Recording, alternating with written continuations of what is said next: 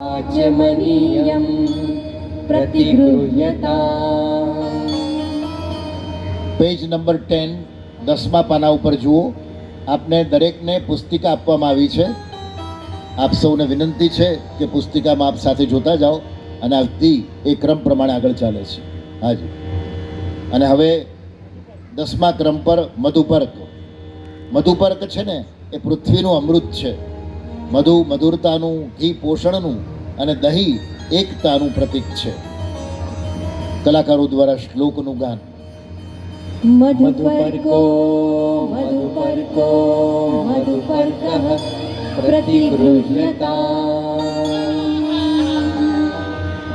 समीक्षामि यथा सर्वाण्यहं भूतानि चक्षुषा तथाहं मधुपर्कं च प्रतीक्षामि खलु प्रभो।